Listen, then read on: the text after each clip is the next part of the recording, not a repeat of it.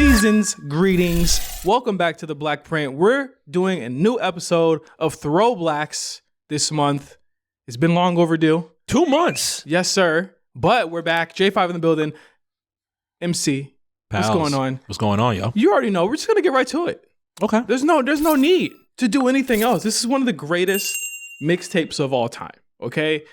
I think that, you know, just when you think about the pantheon of artists who have created a name for themselves through doing things like this, the work effort of all these artists that have done this, obviously everybody on this network, everybody on this show, we love Future. You know what I'm saying? Like, it is beyond a shadow of a doubt, he's like our favorite artist. And have debated multiple Future mixtapes from like the past couple of years. If you listen to literally everything that we've dropped throughout the past couple of years, more than likely we have debated Future on every show. And you know that we had to do this, and you know that we were going to do this. So of course, this episode of ThrowBLKs is about Future's Monster mixtape, part of the big three, the triple threat. The three-peat. What was the official? Was it three-peat or was it the big three? It was three-peat, wasn't it? As far as the mixtapes that came out between October said and... about them, like it was like the trilogy. Yeah, it was a three-peat while people prepared and got ready for DS2. Yeah. What an anticipation. We need to get back to anticipation for albums like that. But you know, like it all came within that territory. And obviously, if you have not heard our episode on Future's Honest from April of this year. Was it? Yeah. Gosh, that was so long. That felt like it was a year ago. But two different people between April and December. I know. And we weren't even like in the same room at that point when we did that. Yep. But obviously you had Future, Honest. And we're not going to run through Future's history again. This is the first time on ThrowBLKs we've done the same artist twice in a year. Is this our first two-peater? Yes. Yeah, this should be our first two-peater. Who got close? Nobody. We haven't done Kanye. No, we haven't done. Damn, 50 got. Did 50 get close? No, 50 didn't get close. Did Wayne get close? He could. He possibly could. Next year, Carter 2 will be 20. Oh shit, Carter 2 will be 20. Ooh, there's a lot of good 20-year anniversaries next year. 10 years. 2015. I can't remember too much from 2015, but 2005. There's a lot of good 20-year anniversaries. We're staring at DS2. Yeah, it's about to be 10 in what the summer? Yes. The summer. Yeah. So just know, 2025, we're going to do DS2. Future will probably have the most ThrowBLK. I'm gonna call it here. Future will have the most ThrowBLKs of anything. Most ThrowBLKs? Yes. I wonder what he does from a deluxe because his milestones are way more recent and they're all upcoming. Yeah, like every single one of them is upcoming. Yep. So like, I mean, if we want to do beast mode, we could. If we wanted to have waited and done the 3P itself, we could have. But today we're gonna talk about all three. We got to talk about the best one. We're gonna talk about all three. But yes, we're gonna talk about the best one. Mm-hmm. And I also agree with you. That is the best one. Monster is the best one. But just to catch everyone up to speed, when we last left Future, he was just released Honest. Mm-hmm. It sold 53,000 copies first week, which compared to Pluto, not too great. Yeah. Not great. And I think the critical reception was fine, but what the difference was, Mark, was that Future was dealing with the crisis of, has he gone pop? Yeah. And that was the major thing at that point, was Future falling off? And that was the conversation that was going on at that point. I never really felt like it was going toward, like, I don't think the Miley Cyrus and the Mr. Hudson record ever scared me. Real and True is crazy. I mean, it's way crazy. That nigga looked in Real and True. Let me pull this picture up. The thumbnail? Because here's the thing, Mark, I'm not going to let you whitewash how crazy Real and True was. I'm not saying it's a good record. I'm just saying I wasn't scared. Like, I wasn't expecting EDM Future from there. Niggas was scared. Hold on, bro. Where's the video at, bro? He was wearing that weird alien suit. With the glasses on? Yeah, bro. Come on. This is crazy. This is a crazy fit. I'm editing the video. He was wearing a shiny suit. He was wearing a This thing get you scared? No. I mean, it's 2013, 2014 Miley Cyrus. She was already around eardrummers like the entire year and a half. Niggas didn't want her around eardrummers though. Niggas didn't want her around no niggas at that point. Why is she around Future? You gotta have a hit record, especially from Future wise. Mr. Hudson is not the guy you call for a hit record. Oh, let's not do Mr. Hudson like that. He wasn't that guy in 2014. He's not that guy in 2024. He's never gonna be that guy. Don't do Mr. Hudson like that. Come on, bro. man. That shit is 15 years of straight no chaser. It got to be at least 15 years of straight no chaser. I'm pretty sure, right? Listen, that's a great album. It was looking spooky for your boy. Okay, it was looking spooky for Future, and not only that, over the summer it was announced that Future and Ciara had parted ways, which caused many people to speculate and get concerned about and worry about a lot of stuff that was going on. And Future had, at that point, damn near just disappeared from the limelight. But it's crazy to say that he disappeared because it was only like a 2-month period where you didn't see or hear anything from him at that point. And, 2 months of absence in 2024 probably is way worse than 2 months of absence in 2014. But still, man, we wanted to hear a lot of records. And on top of that, I like Ciara and Future together. Yeah, I did too. Body Party. Body Party's a classic. One of my favorite singles from her. And I mean, I guess a lot of the through line, Mark, of the Ciara relationship is throughout Monster, and we're gonna talk about that when we talk about the mixtape, which like really is an album when you think about it. Like, there's nothing mixed about it. Like it's like really like an album, to be honest with you. But like a lot of that is a through line to Monster. But I think a bigger through line to Monster is I think there was a sense that Future needed to change things up. I think at the time he said he was going back to the basics. That was the thing that he was saying, at least outwardly on his. One of those like little live mixtape. You know how live mixtapes you have a little description from the artist and stuff like that. Yeah, I think it might still be on there. I think it's still there. And the key of him saying that was he was going back to the basics because so many people on a street level and on an underground level were saying, Future, you don't got it no more. Like it might be over for him. And you got to remember, at this time there was fucking. People were calling him the new T-Pain. I'm gonna be real. Like, I don't know why that was a diss at the time. The Future and T-Pain era of like trying to downplay his artistry, downplay his career. I was like, T-Pain has 3 classics in a row, man. Why is that a bad thing? True. T-Pain put out Tay Dizzum. I mean, come on, Tay Dizzum fans, where y'all at? Beat Me Up still needs to hit streaming. It's never gonna happen. I don't know what's gonna happen with that, but we got enough T-Pain classics on streaming. We got enough, but. That is the it's not only people calling the new T-Pain. There's competition from 2 Chainz at that point. 2 Chainz is blowing up. 2014 undoubtedly is 2 Chainz' year. Like for a lot of reasons. Like he put out a crazy album. He's doing all these features. And Future, I mean, we haven't seen him be like kind of on the back foot very often. Yeah. But this is the one time in his career he's on the back foot. And not many things from Honest really stuck other than like Shit. And, that went out. That had a remix that came out over the summer and that went away. And, he was really, and it's crazy to say this, he was kind of cold going into Monster. And it's funny because even in his own camp, you got Boss Man Scoot. Yeah. You got Street Lottery. That was one of my favorite projects in 2013. Still also not on streaming. When we talk about mixtapes and albums that need to be there, Scooter, what's going on, man? I know it's not difficult to try and clear these, right? But you gotta, it's count up music, and he's not trying to kill he's not trying to nobody. What you mean?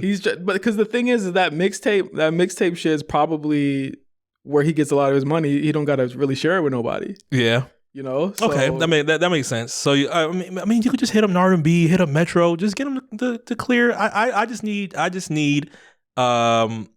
need track 2, I need track 3, I need track 4, just all in one row with Street Lottery. The kids need to hear it. So what happens is Future basically locks in with, at this point, the 22-year-old Metro Boomin. And, Metro did a couple of tracks on Honest. He did Karate Chop. He did the title track. And, those happen to be some of people's favorite tracks off of there. But what Future will do, and I think it speaks to his artistry, is that most of his tapes, and like, especially from now, onward, he locks in with one producer and he does the whole project with that producer. And it's funny that we're 10 years removed from this, pivotal moment for him and Metro. They do it again this year with 2 albums that came out, much in the vein of how they kind of locked in with Monster. But, it's pretty much the dream team. Yeah. This is the dynamic duo of Future and Metro. And it's literally like a rumor. I remember the rumor that Monster was coming. And it was coming on Halloween 2014. I remember there being like scuttlebutt over Twitter about it. Then Live Mixtape puts up the cover, and the cover is like, the cover is crazy. It's like some Texas Chainsaw type shit. But in the lead up to it, Future has an interview, and I don't know if you remember this interview with Tim Westwood. Over in Europe. Was that the? Oh no, this isn't the one where he's completely silent. And he's just this is the interview where Tim Westwood, who is a sex pest, and that's why he's not around anymore. I did not know that. Yeah, he got accused of some. He's completely off radio now? I think he's gone now. I believe he is. Who's holding it down? Who's holding it down in the UK? Oh, Semtex. Yeah, you're right. Semtex. I could be wrong. But he does an interview with Tim Westwood. Tim Westwood asks one question. You guys can still find this interview on YouTube. He asks one question, and Future talks for 30 minutes. Monster. What was the question? Hey man, I heard the tape's coming. God, no, I think he asked him just like one thing, and Future just goes off. And you can tell Future is like, he's still in that mode. Like, cause let's just be clear. Like, Monster is a depressing ass album. Like, yeah.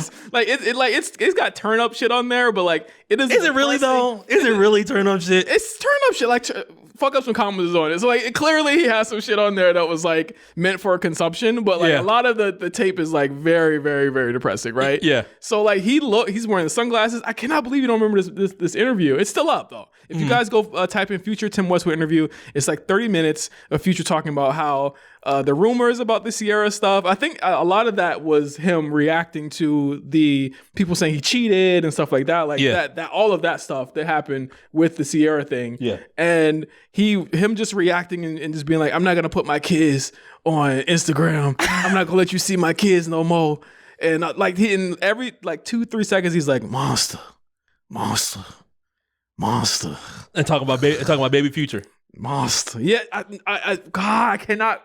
Bro, I'm telling you, it is like 15-20 minutes of Future unfiltered, just saying whatever the fuck, and Tim Westwood gets no words in edgewise, and then he walks out and leaves. Aren't those the best moments from Future though? One of your favorites ended up being the one that he did for FBG Radio when he was talking to Big Bang. Bro, I still listen to that interview.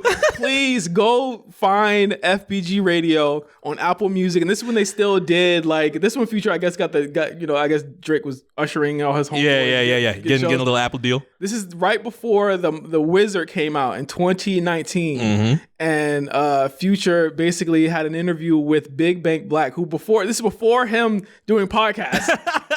Oh yeah, this is before the pod. Wow, this is before the pod. Yeah. So it's just Future just going off on people and dissing Sierra, dissing Russell Westbrook. I mean Wilson. Russell Wilson dissing his own friends. I'm just like, yo, he's wilding.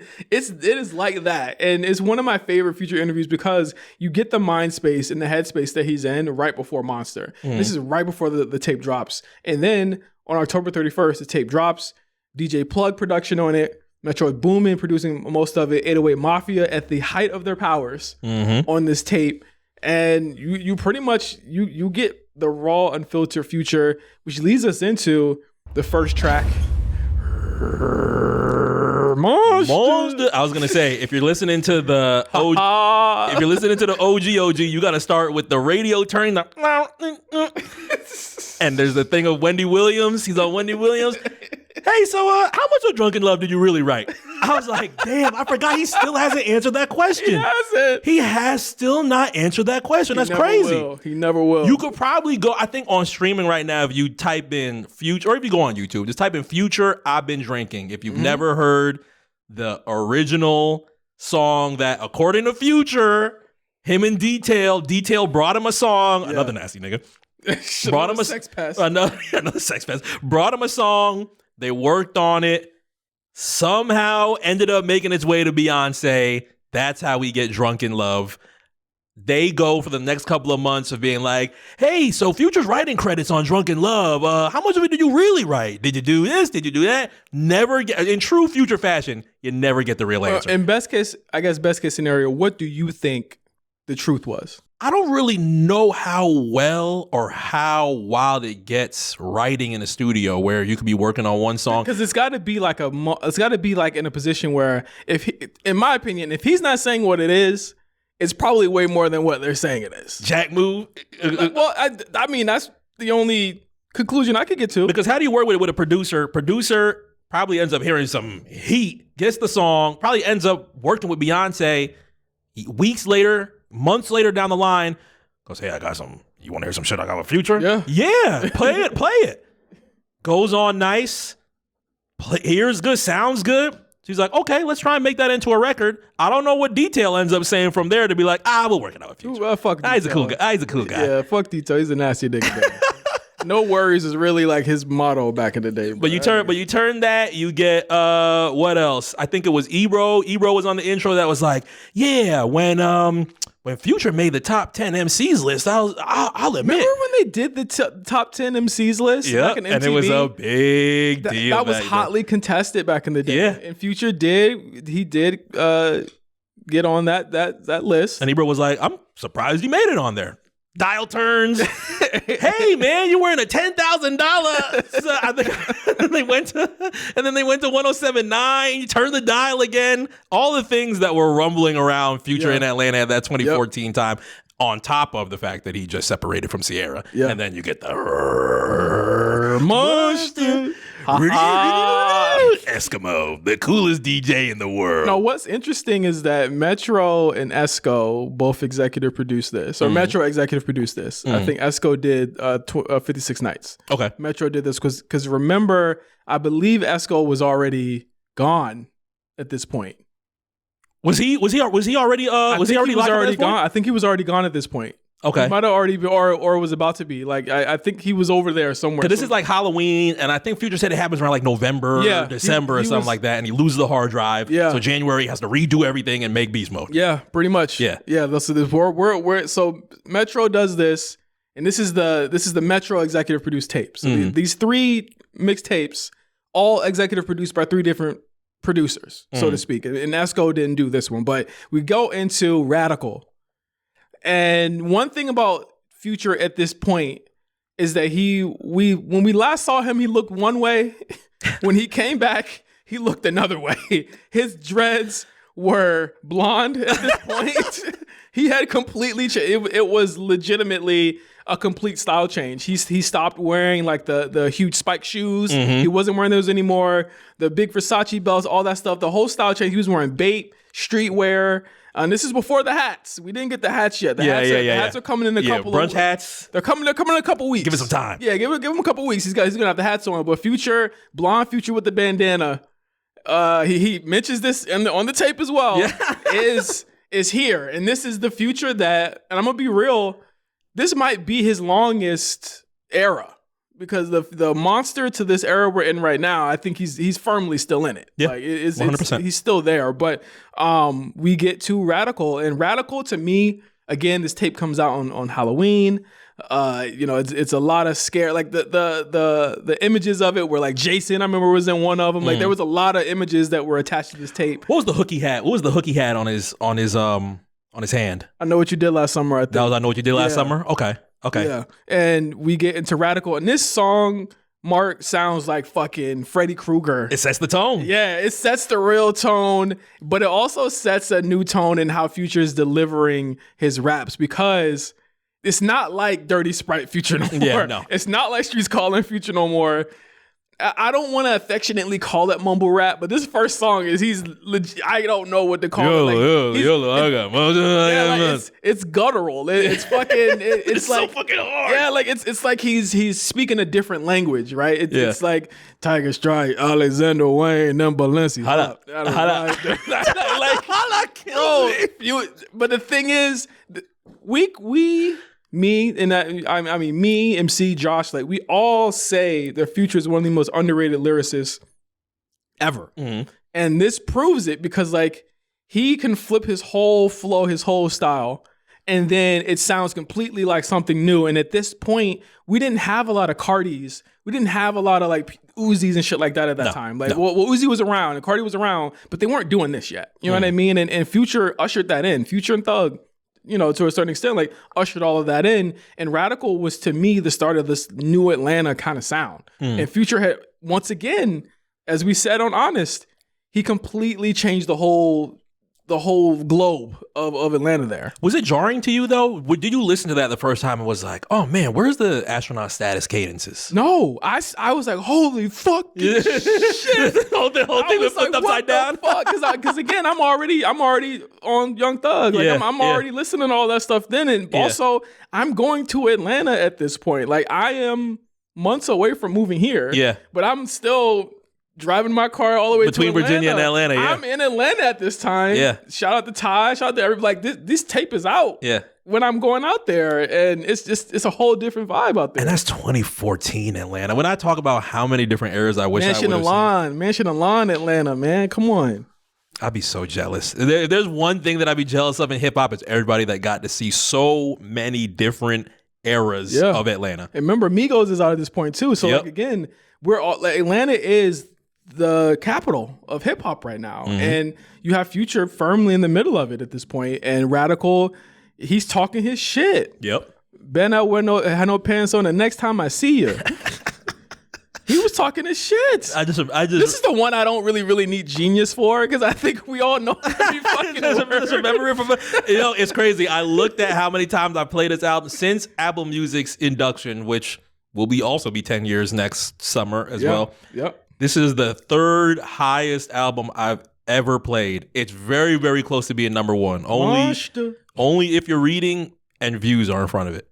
Well, I mean, like these are seminal albums for us as far as like where we were as not kids but like young adults. Yeah, you know, like this definitely was a tape that did that for me. And we're gonna talk about the mixtape version of this mixtape, by the way, right? Not the DSP version, but I mean we can. We can. It's just when I play the DSP version, I'm appreciative that it's actually on DSPs first and foremost. But you just feel it in your heart when you feel those Esco drops. Yeah. When you hear those Metro drops. When you hear the actual Esco skit, which we'll get to in a couple tracks. But one thing that we see during this is the nihilistic, almost fatalistic, almost kind of he doesn't want to be famous anymore type stuff on this song in particular. Yeah. He says, fuck fame, nigga, walking around with the semi. Fuck the plane, nigga, I'm bungee jumping out so freely. Like the plane being his fame. He's saying, I'm out. I don't want to do this no more. Like I think like Future got slapped with reality in that like this is what happens when you date a high profile woman and then you guys break up. Like he's getting attention that he's never had before, and he's just like fuck this shit. Like even on the chorus, like fuck all your attitude, fuck all the gratitude. Like he doesn't want any of it, and you see this theme throughout this mixtape. And I think that like for people that think that a lot of this shit is mindless, this tape in particular like has a theme going on throughout it, and it is. Fuck this fame shit. I want to go back to the basics. And that's really where he starts out with Radical. How do you think that, I know we're going to be talking a lot about Future and Sierra in these next couple of records. 2024, I feel like they're in a little bit of a more respectful space between both of them. I remember the Mother's Day post that he made and was like, yes, I mean, he shouted out all his BMs, obviously, but I don't really hear too much backlash between Future and Sierra respectively outside of Future having a line about Russell Wilson from time to time. I'm honestly tired of the war between them two. I think we all want to get taken out of the Future and Sierra group chat. I don't think that has it been that loud for the past couple of years? No, but I think but it doesn't matter. As tired as we are of Cardi being Offset, you gotta remember how tired we were of the Sierra and Future shit every fucking week. Yeah, that was the 2024, like the 2024 version of that is the Cardi B Offset shit. Like we're hearing about it all the time. Like the court case. Remember when some of the stuff came out about the court case a couple years ago, and we found out the Future wasn't necessarily always telling the truth. But like, and then you got the 444 line. It's just like it felt way more hectic. Maybe like 5-6 years ago than it does today. Absolutely, but I'm hoping that they're in a better. Well, Future's still throwing. He literally just threw a shot at him. Yeah, exactly. I'm about to say. I don't know, like, but a lot of it's probably entertainment to him, and who knows. Yeah. But I'm glad that we don't gotta hear about it that much anymore. So, yeah, exactly. Then we get to the next song, title track. Off of here. This one actually got a video. I think Radical got a video, but this one was the first video that came out for it. Monster. They're at the fucking house. Future doing his dance, the old nigga dances. Metro, young Metro with the high top, fucking fade. Yep. Also kept the bandana on him. with the bandana on them. The Givenchy pants, leather pants with the zippers. That was really big back in the day. Like the Monster video and all the Futures videos from this time period are a time capsule into what the fuck was hot at that point. And that whole fashion, that whole style was definitely what was in. I want to go watch that shit after we finish here. But all my niggas, some junkies that keep that bread on them, dog. Crazy opening line. Crazy. Two completely different avenues right there. Your little hoe is a monkey. She got a head on her, dog. Caught her flight out of London. I can't see nothing but stars. I don't fuck with my conscience. I serve my auntie that raw. Auntie always got to get the stray. I'm just glad he's never named her because I know how 2024 internet works. Who is Future's aunt? How much dope is she? How much dope is she really? Dope is she really doing? I was just listening to Dedication 2 on the way here. And I played No Other, and Wayne had a line talking about, I don't even serve where my mom's at. I don't serve an ounce where my mom's at. The complete difference between that and, yeah, I'll serve my aunt. I don't care. And I don't believe hype. All my soda gets Sprite. I shake the codeine and Sprite because that's just the way of life. And we're firmly into this character. Of this version of Future. We're into this character. The double cups are out here in full force. I'm a monster on these hoes. I'm a monster. I can't be scared of you. None of you niggas. Y'all some snitches. I got two girls that claim they straight. Now they kissing. These bitches switching, trying to get my dick a hickey. Like, I'm just like. And the laughter in the background. Agree, like, bro, if you could really encapsulate how you felt when you first heard this fucking song back in 2014, it felt like nothing. Because again, the horror kind of element, the horror vibes is still there. Yeah. And it's just like, I literally was listening to this back in the day, like, this is the greatest thing I've ever heard in my life. I'll be trying these hoes. I'll be smashing these hoes. I was just like, wow. Damn. Oh my God. But again, like it's a very like short song, but it's very like to the point. It's like a mission statement. I'm a young Freddy Krueger. I promote prostitution. These niggas come up snoozing because they ladies out here choosing. I know your dog hoes back in style. These hoes are smashing one of your niggas. Them be very proud. Wow. And does he do it in the video? Yes. Again, I don't be trusting these hoes. I just be smashing these hoes. Soldier. I'm gonna go random soldier dropping in the background. How many times I just think of how many times I fucking played this shit. He blacks out on this, and there's no way you could tell me Future's not a great lyricist because the second verse is insane. It's literally just him blacking the fuck out for a whole minute and a half about fucking jumping out of Kung Fu. But I can't stop cheating, essentially. Exactly. Can't stop cheating. Plenty of can't stop cheating records throughout genres, but this one was a crazy one. Chopping like Kung Fu, you just want to fuck two, now I want to fuck the crew. All bad bitches in the rear. Me and your Metro jumping out of the lid. Like, yo. Make bitch go to work. Then I'll make bitch squirt. I'm about to talk about pussy. Maybe that pussy say blah, blah, blah, blah. Monster on these hoes, I'm a monster. And then he repeats, I'll be talking these hoes. I'll be smashing these hoes. I couldn't listen to this like song with like girlfriends I've had. Like, you can't listen to this You can't play that in the car. You gotta, there's gotta be ones you just gotta. Yeah, it's like, so what you doing today? Yeah? This song's so explicit, but it's so good. Like, it's literally like I call it like his Uncle Luke adjacent song. He's like crazy, but we're moving on. We got an Abu's booming. Abu booming in this motherfucker. Scared. He want to cut the music down. Got it all came through. Had to make sure he got a little plug. He had I want to say that was Metro that was with them. It was Metro. When he put, I can't say it how Esco says it because it's gonna sound mad crazy. But when he says Freebandz, I died laughing listening back to this again. Esco's accent kills me every single time. And then next song, tell me this didn't change the fucking world. Fake nigga lie to a real nigga. That's some shit you don't do. I'm gonna say right from my real niggas. The first time you heard commas. Fuck up some commas. It wasn't commas. Oh yeah. It was Listen, just fuck up some commas. It was fuck up some commas. Literally all the way up until it landed on DSPs, bro. It was fuck up some commas. Like, don't get it twisted. Don't get this shit confused. This ain't hip hop, niggas. Real street shit. It was fuck up some commas. Real ones, no. It was fuck up some commas. Now it's just commas. Get the fuck out of here. Yeah, the DJ Esco. La da da da da. Fuck up some commas. folks will come. Some shit you don't do. Cut it up. Boom. We go flying when the bass drops. Yeah. Bro, one of the greatest Future songs ever. Yep. One of the greatest Southern songs ever. One of the greatest, like, just amazing song altogether, just from production all the way down. DJ Spins. I'm sure DJ Spins is rich as hell off just this beat. Obviously, the tapes have made him a real big legend in the mixtape game, but this beat had to have him just all the way up here, bro. And this is Future.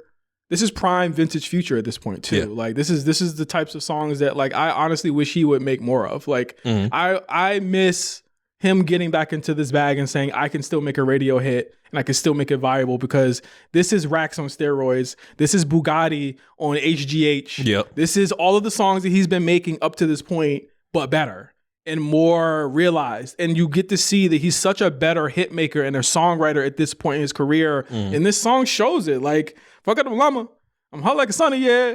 The burner is on me. Keep living that money, yeah. I'm fucking with Shorty. I'm loving the way that she fucking me, yeah. These people in the club just give it up us, yeah. We don't get up us. He changes his flow 3 times in this first verse. Yep. Like it's unheard of. You know what I mean? And it's all something different. And he's very elastic over the beat. And again, like if you ever want to know, and I know we got a lot more tape to go here, but like if you ever want to know why people love Future so much, like this is a example of his dexterity as far as a lyricist. Like this song alone, and it's just a perfect single. I don't really know what much else to say about it. It's one of my favorite songs in the tape still too. Yeah, it bothers. Well, it doesn't really bother me because I know that when the DSP version came out, that they removed some things and keep them on DS2. But I would have really loved if they had it on DSPs and kept commas on there. I would have been like, it would have felt a lot different. But they did with Beast Mode 2.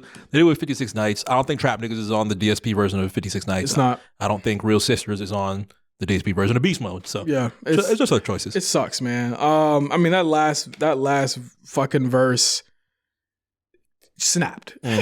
Snap, ready, set, go. All that more in the air. Like, come on, man. Niggas know, man. Niggas know about this song.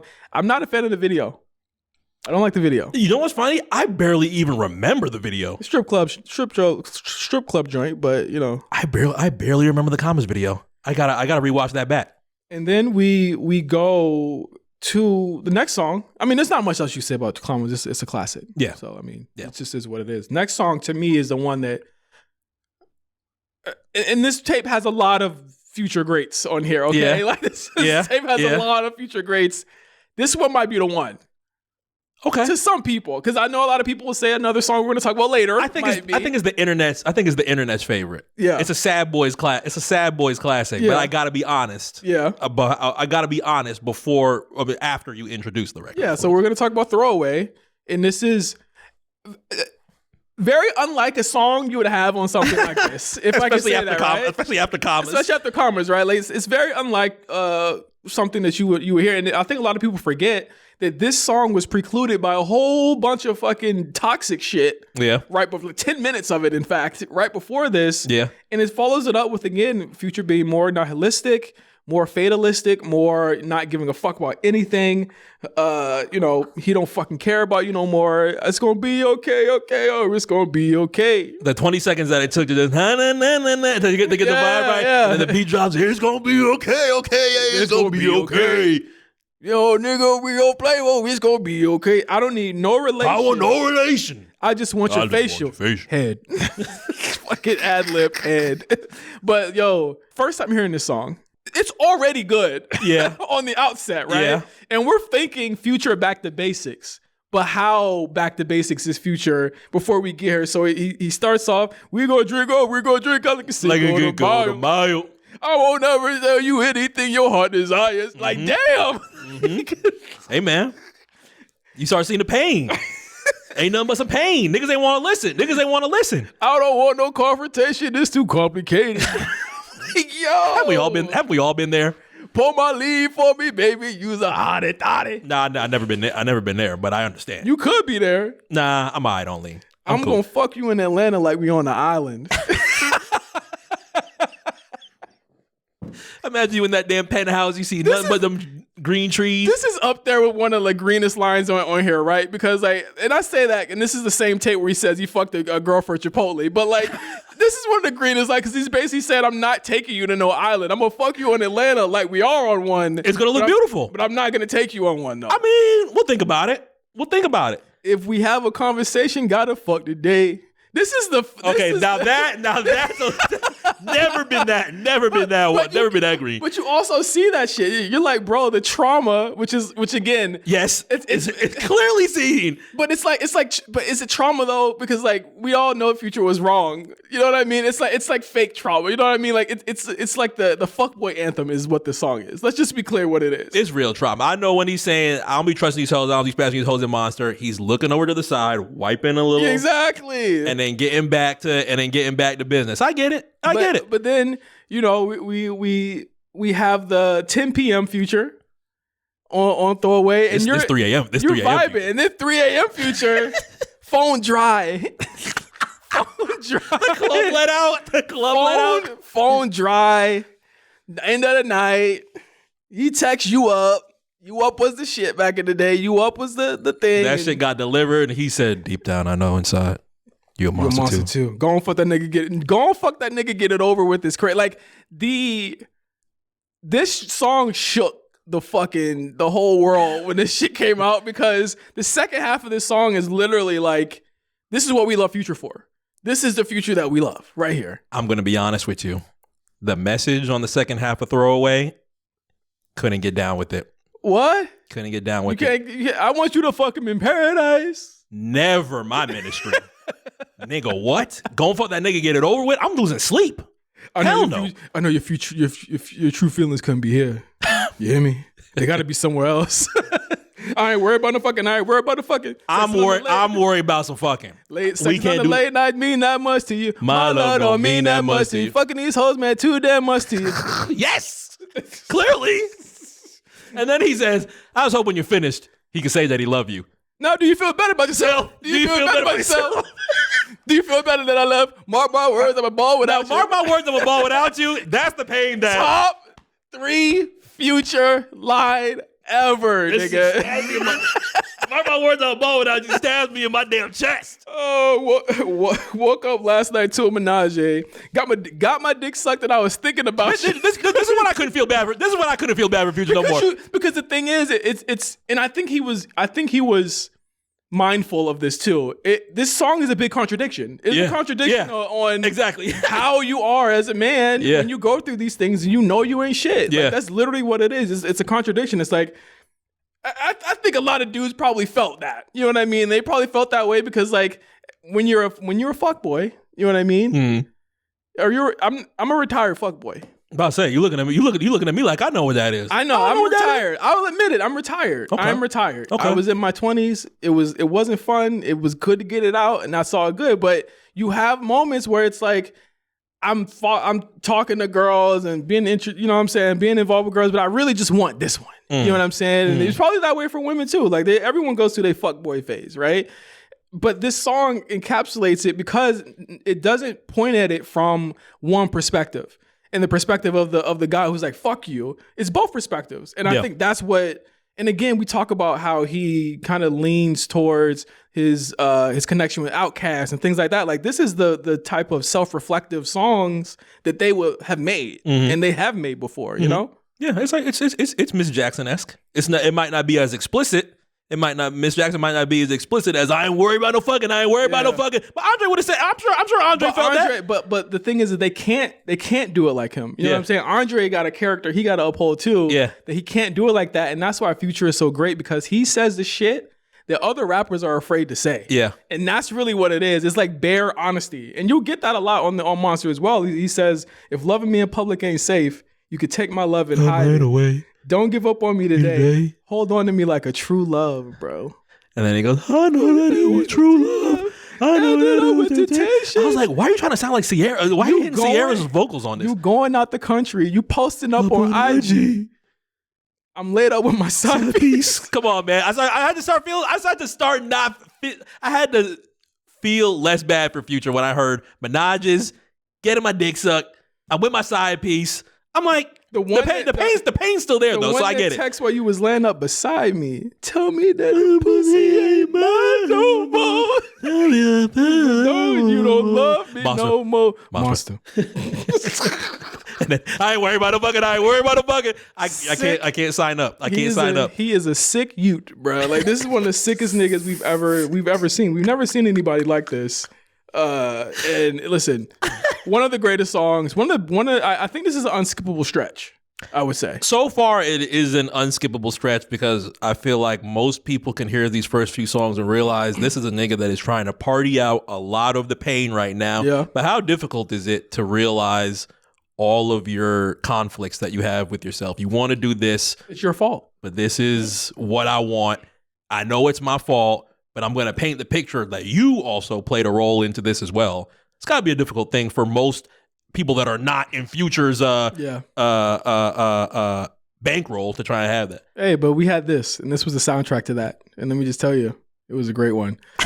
Next song, after that, with Future teaming up with who I believe is his A-alike in the game. It is the person who I feel is like he's most like in terms of work ethic and the way that they've kind of changed the game. Like, obviously, like, it's not 1-to-1. I think Future has better albums, obviously, than Lil Wayne. But, like, these two, to me, they work well together. And they actually have really great songs together. I'm actually shocked they haven't done, like, a duo album together. I'm shocked 2 Chainz got that and not Future. Group tape? Well, you know, 2 Chainz has a couple of years in front of Future. Double Bag Boy is like 2 years before Rax, I want to say. So there is a little bit more of an earlier friendship that comes with that. How much have we got from Future or Wayne? We got Bitches Love Me. We got after that. We got. I know there's more. There's like 2 on Superfly. Superfly. Oh yeah, the Superfly soundtrack. Yeah, I think that was the last time that they worked together. That we got Future and Wayne. Not many, but every time it's been a hit. And after that, it's one of them. One whoop pulled up, skirt. 2 whips right after that. Like, again, back to basics, back to turn it up. Back to turning up. You know what I mean? This is Future at his best. And again, multiple flows. Screaming on this one. Yeah. This reminds me of Mark McGuire from the movie. Yeah. Like an extension of Mark McGuire. Again, it's Future touching on different eras of who he was before he got to Honest, and then telling people like, I still fucking got it. And he kills his shit. But I think Wayne might have got him. I actually skipped the song for a couple years before I started listening to this again. I've had but the first year or two, I've had at least like 2 skips. I have no skips anymore, but I had 2 skips. After that would be the one that I would be like, let's just get to the next classic right after it. And next classic it is. I'll be on the phone with Doughboy. I'll be telling him, he inspired me to go harder. You know what I'm saying? Real talk. My savages. I'm always dressing than American. I grew up in a ruthless ass environment. I'm on the phone with Yo. I asked him how the trial went. 35 racks is how my day was spent. Imagine a 35 racks day. A 35 racks day, that's something I never had. A 35 racks day, I got to cock it back. That's how my day would get. Also never had that day. Walk out, got to cock it back. You want to fucking go to a fucking Yankees game or a Dodgers game with Yankee fit on? You might have to cock it back. That's going to be, I got to cock it back. That's how my day would get. You praying you going to have to cock it back. Nigga just going to look at you. Nigga, ain't nobody going to do nothing. You got me thinking that these bitches artificial. The way I did, you must don't respect the real nigga. You must don't respect a real nigga. Those some syrup up. Damn, this song is legitimately painful. This is the pain that people talk about and I feel like the pain part of Future is like memed very often because people are like, oh, he's like Future Hendrix and Future Vandross and shit like that. Like this is when that meme started really blowing up. Yeah. And it really annoyed me a lot of times because like I know it's for fun and shit like that, but it's like you're not really listening to it. Yeah, you're not really listening to it. It's very surface level. Yeah. Because I feel like you're approaching what he's saying on these songs at a surface level, but it's like actually he's really talking about shit that happened. And I think that, again, this is something that I wish he did more often. Like, I feel like the current Future that we have right now is very much a parody of what he's been doing on these tapes. Like, I feel like Mixtape Pluto was like him kind of like begrudgingly attempting to do what he did here, again, but I was like, no, I would just love for you to just evolve because we've already been getting this Future for years. But he's trying to do it again on this new stuff. And I'm like, no, this is where My Savages is where this shit started. And you need to get back to, not the after that. You need to get to this. And he's not doing it, you know? Have you warmed up to Mixtape Pluto since we originally reviewed it in September? Or are you still completely cold? I don't listen to it at all. Nothing at all. I don't listen to it at all. Lil Demon, Ski. No. I think they suck. You know me, Mark. If I say that, I will. Yeah. I don't need 30 listens to know if I'm gonna like some shit. Mixtape Pluto was a one and done. And like I think the only thing I came back to was like South of France, and that was like the best song up there. The joint he has with Travis, right? Well, without Travis. Come on. Oh. Don't disrespect me here. I thought you was on the remix still. I thought you was on the remix still. Don't disrespect me. Like I'm doing it without Travis, but you know that was the only thing I went back to, like because I hear it in the music. It doesn't have the feeling that My Savages did. Like My Savages is literally this second verse. You feel something when you hear the second verse. Like this shit is why I will put Future in a verses up against anybody because nobody in the game makes shit like this. Yeah, and nobody other than like Drake. I think we've heard so much about the relationship pain, but now we're hearing a lot more about the friendship pain, and you get really introspective Future from here. It's like, you know, not only is it the love from my people that are around me, but the love from my fans, because 2014 has been a testing year for me that has me still here. Who knows what, if y'all didn't speak my name out, if y'all didn't love these records, play these records, so on and so forth, my career might be done this year, might be done this month. Yeah. Even if he got $1 billion, he can't make a come like me. Who compliment you like me? What's a cap? It better be about an image. Tell me Spur, because Spur was a tenant. Tell him I ain't got nothing to hide. Listen, this is also a Future or a Sierra diss at the end of the song too. He's shooting at her a lot. He's shooting at her a lot. At the end of My Savages, he's shooting at her on this. But classic song. Yep. Is this your favorite song on the tape? No, it is not. But it's very, very close. It's either the second or third. Sometimes I fluctuate. My number one is solid. 2, 3 kind of fluctuate. We haven't got there yet. No, we're not there. My number one is going to be very, very interesting. It's going to be Wesley Presley? Hell no. Oh, don't do Wesley Presley like that. Come on, we're skipping Wesley Presley? We haven't got there yet, bro. That might be the skip. That beat make my goddamn head hurt. Oh, come on. Oh, wow. This is crazy. Listen, man. Next song, though, one of them ones. This shit'll beat up your fucking speaker. Got did a right by here like I'm Tupac. My little brother, he ain't scared. He got 2 Glocks. Put some blonde in my dreads. I went Tupac. But again, he's responding to people he said. Yep. Went pop. Yep. All of this stuff. Like this is his response to them. Exactly. And saying, I'm still me. I'm still Future. And this is what I do. And again, a lot of this is. And I wish he still did this too. Is like, you know, respond to the music. You know what I mean? Like respond to the music. I feel like so much of his music now. And I hate to be like as an indictment of like who he is as an artist now, because I still think he's great, but he could be better. You know what I mean? He could be greater. And I think that again, I wish he responded through the music. Like when he put out that trash High Off Life, he put out another album, which was great. I Never Liked You, but it still felt like a hard drive dump. It felt like he was just giving us songs he's had on his hard drive for a couple years. Yeah. And this felt like he was directly responding to things that were going on in his life. What do you think is the loudest critique that could be that's left really from Future in 2024? I feel like we've heard it all.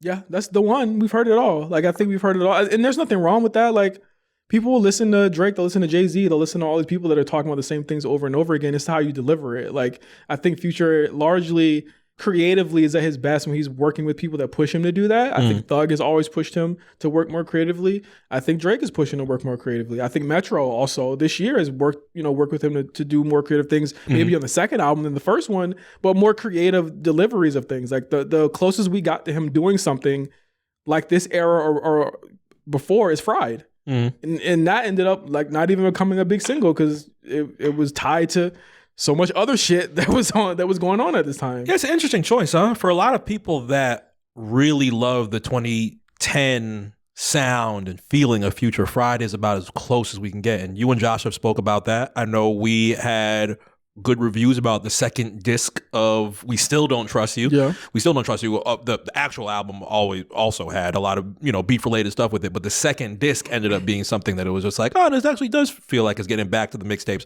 If there was a mixtape Pluto, it would have been, for us at least, that was the second disc of We Still Don't Trust You. Yeah, that second disc. I felt like it had the drops, had everything that you needed from a mixtape future project. And I think, again, when I think of songs like Tupac, I'm like, this is one of his mixtape cuts that are just like legendary. It's the deep cut. He doesn't perform it, but everybody knows the song. And, they all love fucking these niggas killing bodies, bitches, fuck that dirty pussy. I think one of the greenest things he did, he got bandana around my head like I'm Soldier, but then specified after, like I'm Soldier Slim, not Soldier Boy. Don't try, because I was like, Soldier Boy's also wearing bandanas. I was like, okay, you shouting out Soldier Boy. He said, like I'm Soldier Slim. I was like, oh, okay, all right, that's cool. Next song up, we got Gangland, Future Hendrix. Yeah, it ain't a secret. I should have used this for that Luigi reel today. Has anybody killed a nigga? He got the heart to kill a nigga. 100,000 for the lawyer. Gotta be a Johnny Cochran. I don't know if he's taking dope from off the border, but Nah, he not. He need Johnny. Like, he need Johnny Cochran. Like that boy like New Orleans. You're.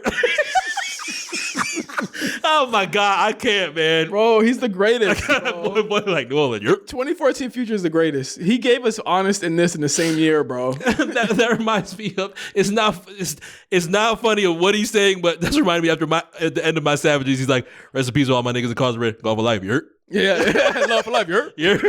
For Bang Gang.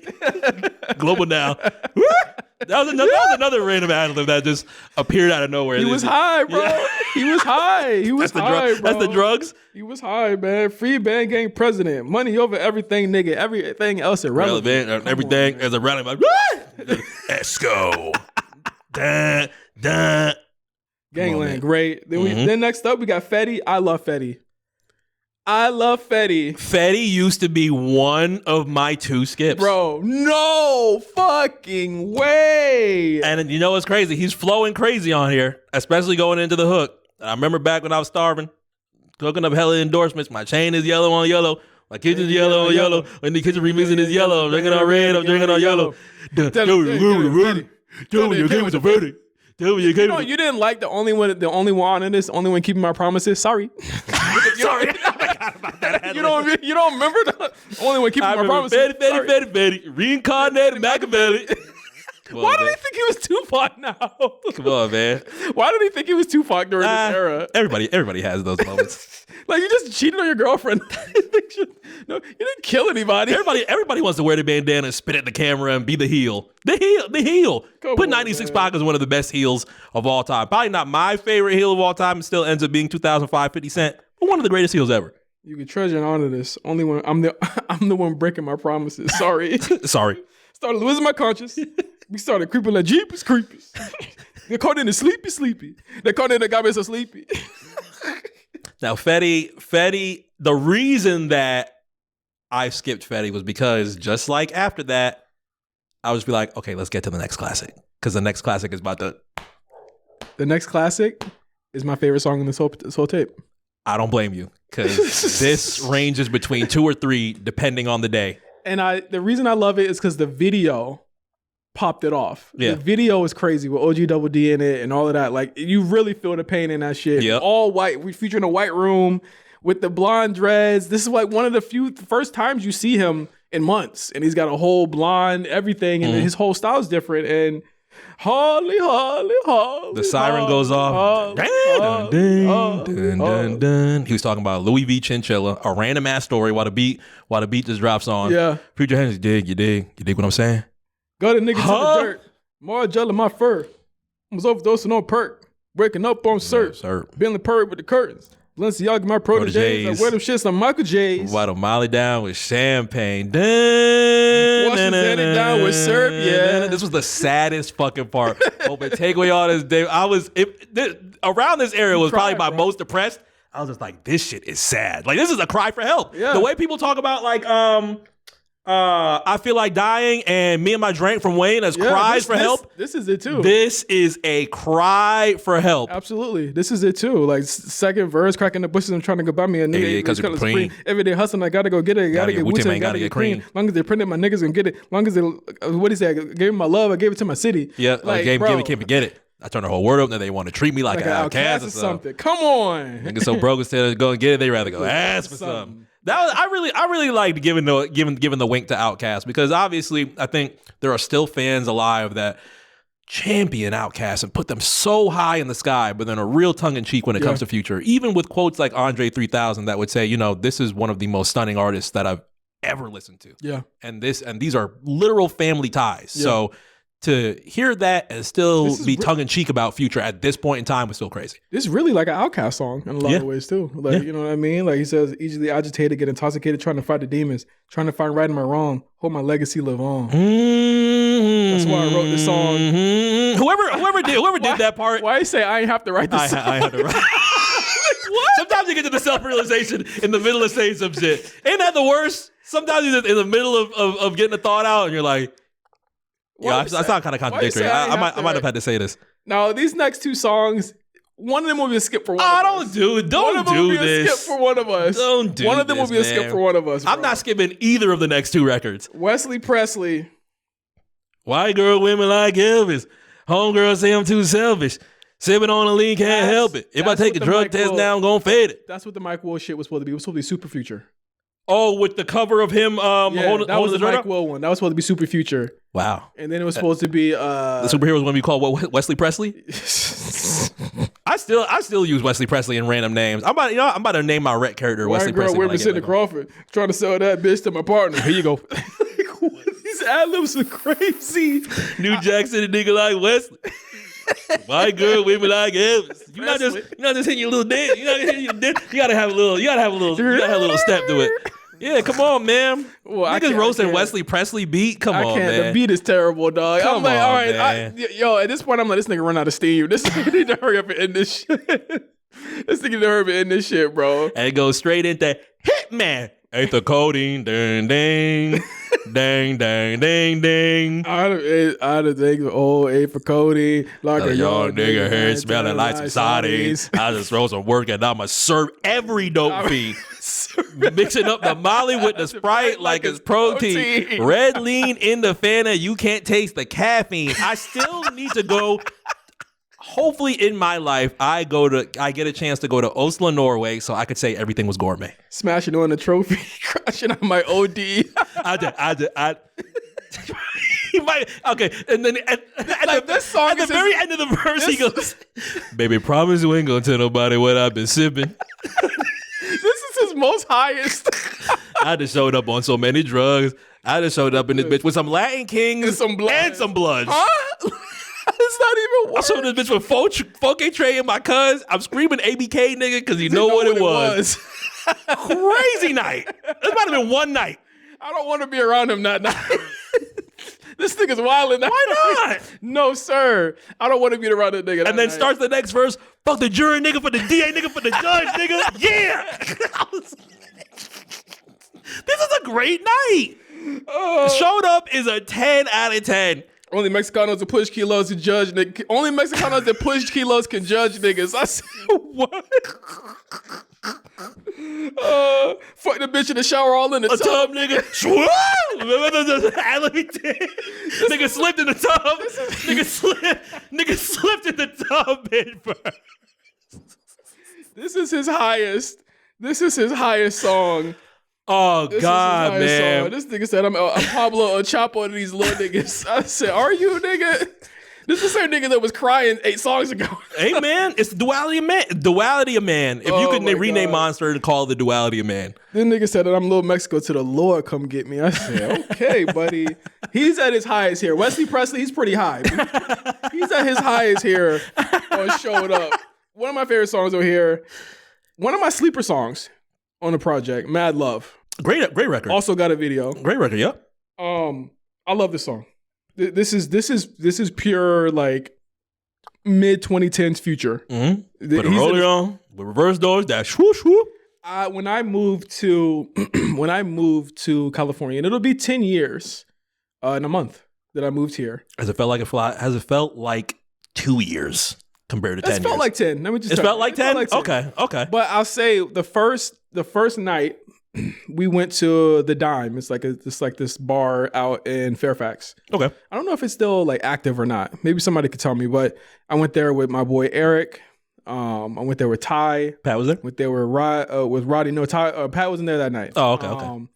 And we were in there, and I just felt this song like we got mad love for me. It's gonna stay that way. Yeah. You know what I'm saying? Like I felt like this song was my theme for when I first got here. Yeah. Like I just played this song every single day because like I just felt the love. You know what I'm saying? Like I just felt like I'm here. Like I'm finally with my people. And like whenever I listen to this song, I remember that moment when I just moved out here. That early 2015. And I listen to this song every single day in the car. And I'm just like, bro, I will always love this song because of remembering that night we was all in there and they played this song in the Dime.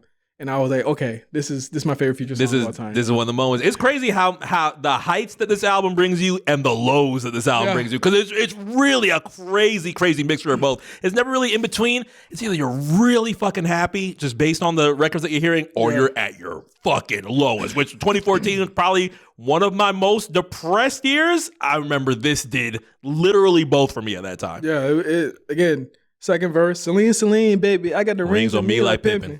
Machine, baby. I'm in the foreign machine, baby. Like he was talking shit. Like this is just the stunting. Like you don't get a lot of stunting Future on this shit. Like this was his stunting record. Like he was just like talking shit and a great Metro beat at that. Great Metro beat, like amazing Metro beat. And I think like he was co-producing a lot of these. I think that he did this one on his own on the tape, but great choice to have it at the end of the album too, because the next song is just totally down. And I think honestly, this is probably a lot of people's favorite Future song. It's mine. It is? This is my top song on Monster. DJ Eskimo C, the coolest DJ in the band. Doom, doom, doom, doom. Going crazy. Doom, doom.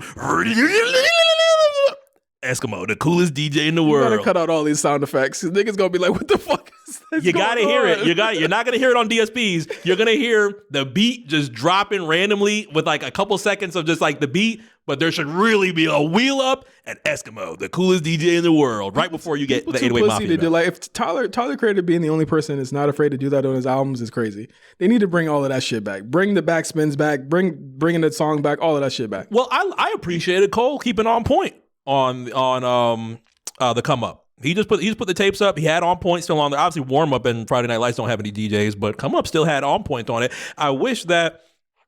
What else did I wish that still had the DJ version of it? I wish Young Rich Niggas, I wish Migos had the DJ Scream version on it. I have the DJ Scream version. I had to upload it, but I wish that there were a lot more tapes that ended up making. Nigga, I'd rather be rich than famous. Nigga. They brought that shit up about 6 times. These young niggas got $1 million before they 21 years old. Nigga, rich and famous. Complete cap.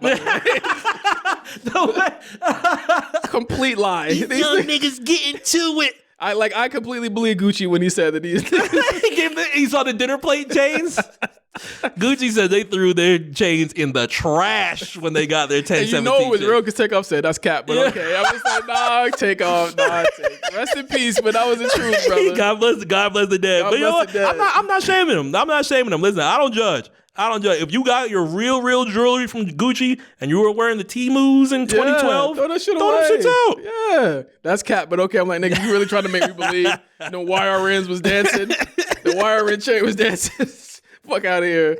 But Codeine Crazy, I think, as we come to the end of this tape, you know what I mean? It kind of puts everything in perspective. He talks about everything that's going on, but it's really just a musing about just his drug use, his sadness at the time. And, you know, people were turning up to this, but he was really like hurting on this song. Like people were turning up to this, but I'm like, bro, no, he's actually very hurt on this shit. Yep. You might hear, we'll order more bottles, couple more bottles, pass them around. And then when the beat starts going in, I see everything triple time. Rolling AP Hubo triple time. I just had the one to call upon. I just had to pay my dog a bond. Looking at me like a triple threat. Every time a nigga talk a check. Smoking kush like a cigarette. Running back and hear my intellect. And then celebrate like a championship. Celebrate like he sounds exhausted turning up at this point. I told you.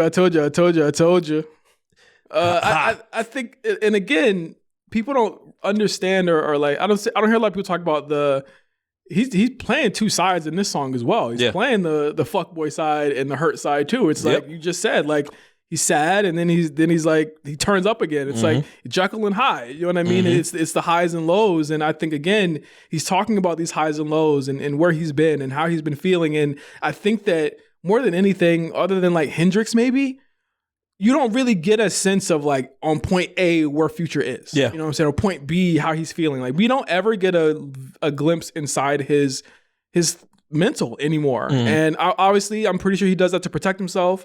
He does that to protect himself from shit that he does and shit like that. Like I understand it, but it's like this level of honesty and just being so bare with his emotions, you don't hear it anymore. And I think that's why people love this so much, is because whenever people say they love Future, they use this song and they go back to this song as a conduit for why they love him so much. And it's not hard to see why. Yeah, completely depressing song. And I think Future is trying to fight the depression. He's literally saying, dry my eye, believe it or not, I can never see a tear falling. Goes back to talking about a jewelry, water dripping on me like a faucet. Just took a bitch to eat at Chipotle. Spent another $60,000 on a rollie. All my diamonds got your brainwashed. He sucked my dick and got my brainwashed. And for that shit, you got your man's pop. Yeah. Completely. We weren't even talking about murders. Yeah. See what they did to Biggie and Pac. Pour a little liquor out. And then you just get the insanely depressing hook that comes from that. And then you get the second verse. Second verse, if I had to choose a verse that was just top tier, I'd probably pick the second verse as the greatest verse on Codeine Crazy. Probably. Yeah, it's probably the second verse. But I mean, that last verse got, I'm going to probably fuck around and faint like I'm Kid Cudi probably is still insane. Yeah, but that's the end of the second verse. He's like, pour my face like a Kid Cudi. Follow film, fuck up the drink. Rocking Tom Ford, popping Molly's. I love he gave Jay-Z a little bastard. You thought this was funny? Married to this motherfucking money. And then third verse is just, I forgot about us. Yeah, you forgot about us. 5-minute song, by the way. The Kid Cudi line is so green because like I'm gonna fuck up rap fame like I'm Kid Cudi, bro. I mean, it wasn't cap at the time. It had just happened. Like. Exactly. Niggas counted Cudi out in 2014. It's not funny. It's not funny because what was happening to Cudi in 2014? Liquid cocaine, liquid crack. Was it? Indica was 2013. Did the Rock album drop? Nah, that was like 16. That was like 16 or so. But yeah, I mean, you could tell it was a little bit separated from Kanye West at that time.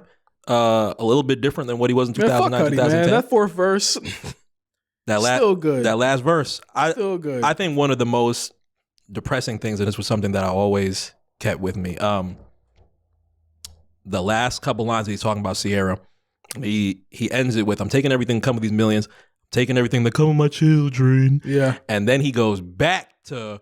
That to me, and we already brought up Outkast on the show already. That was pretty much like, for me, that was Future looking at this entire 3 verses like, man, y'all don't want to hear me. Y'all just want to dance. Let me just get back to the try that more. That was the most depressing part to me. This is 3 verses of him saying, "Help!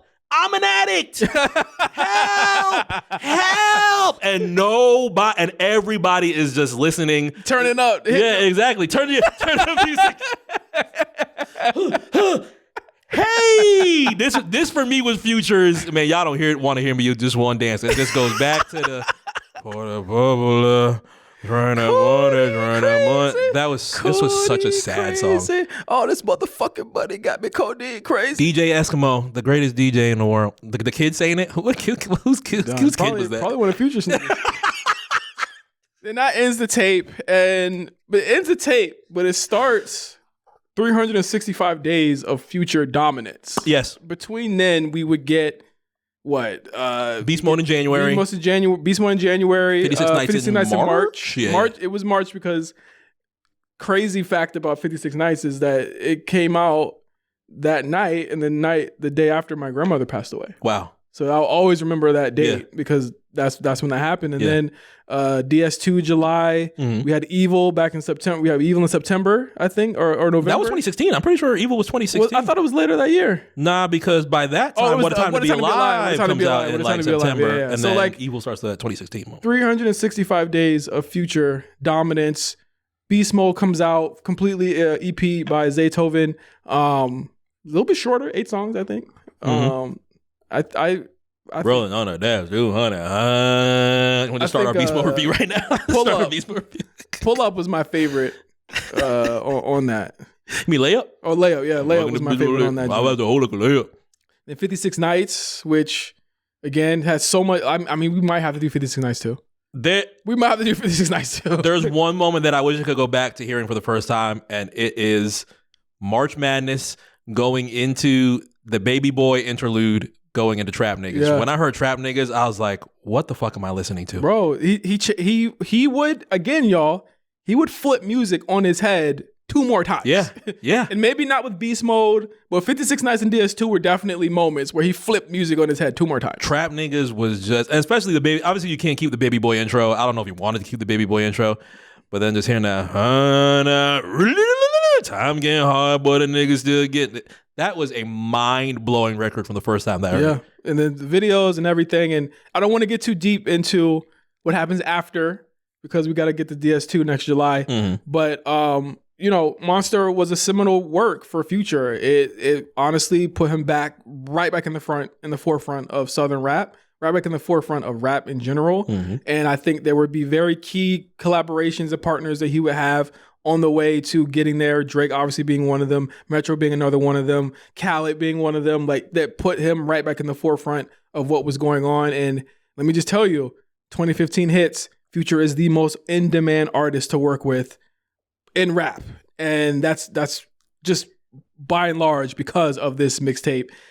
What a way to change your fortunes around within 4 months. And completely just reminded me randomly as you brought up Khaled, I forgot Future was on a boat with Hassan Whiteside. Yeah. Rapping right next to him, and Hassan Whiteside was nodding his head, pretending like he was turning up in a black tank top and some shorts. His 7-foot ass on this big ass in this damn yacht with him, Future, and Khaled. Looking ridiculous, all right? But that is Monster, and that is ThrowBLKs.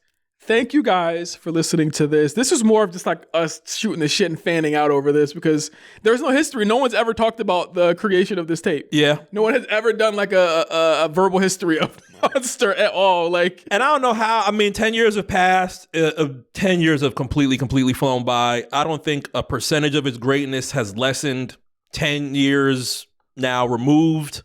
It's everything that people say it is. It's still one of our favorite projects, one of our greatest projects, not only from Future, but probably just in rap as general.